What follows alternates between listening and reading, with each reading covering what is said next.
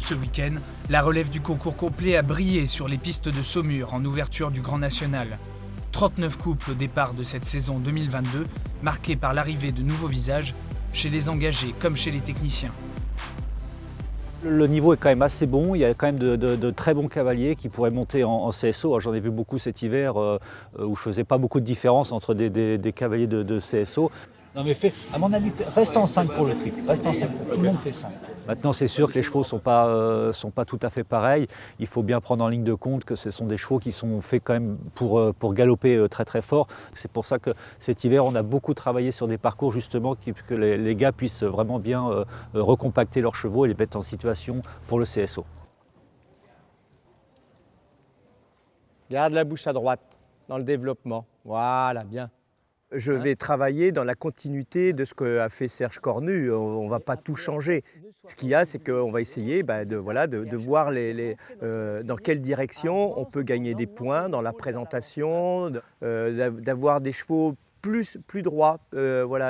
Souvent, ils ne font pas assez attention à la rectitude et à l'équilibre. Donc, c'est un peu dans cet axe-là qu'on va essayer de travailler avec Philippe Libouzin. L'épaule en dedans, l'appuyer, c'est bien. C'est dans ton demi-cercle où tu le laisses se baisser avec trop de plis. Et du coup, on a des jeunes chevaux de 8-9 ans avec des jeunes cavaliers qui ont bien travaillé, qui montrent un beau potentiel. Et c'est très encourageant pour la suite du programme. Parmi ces nouveaux promus, l'arrivée de Morgan Euria sur Baccarat d'Argonne.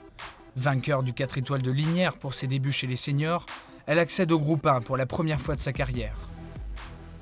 Alors, au-delà d'être une victoire à Linière, c'est mon premier 4 étoiles long. Donc c'était plutôt un concours pour découvrir l'épreuve. Et au final, Baccarat a répondu présent sur les 3 tests, a été super jusqu'à la fin. C'est le résultat qui a fait que j'ai pu intégrer le groupe 1. Et je suis super contente, ça laisse beaucoup d'opportunités pour s'entraîner à Saumur, voir beaucoup d'entraîneurs très performants et apprendre encore. Julie Simonet et Mathis Portejoie, eux, ont frappé fort pour leur baptême au niveau pro-élite. La coéquipière de Nicolas Touzin et de Luc Château termine 5e avec son explosif Sursum, tandis que le cavalier guerchois se classe 2e avec son cheval Yvan. Sur la plus haute marche du podium, c'est un jeune espoir plus confirmé qui triomphe. Stéphane Landois et Chaman de Monceau ont dominé l'étape de bout en bout. Je suis très content de la rentrée du cheval, il fait la meilleure rentrée qu'il pouvait faire, il était très sérieux sur le dressage. J'ai réussi à l'avoir un peu plus actif et plus brillant que les dernières fois, donc ça progresse, il y a encore des trucs à améliorer.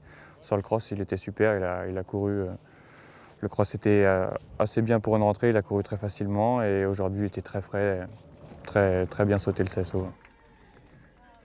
Une victoire chargée d'émotions et un hommage à son amie et ancienne cavalière du cheval, Thaïs Meust, décédée il y a 3 ans. Il y a toujours des petits trucs en plus avec ce cheval-là, à chaque fois que je monte dessus, à chaque victoire, à chaque concours. En plus, gagner ici, Thaïs avait gagné cette étape du Grand National, donc c'est vrai que c'est quelque chose d'assez fort. L'écurie Sellerie-Quinéton Picotier Atlantique de Stéphane Landois et d'Alexis Goury prend la tête du Grand National à l'issue de cette première étape.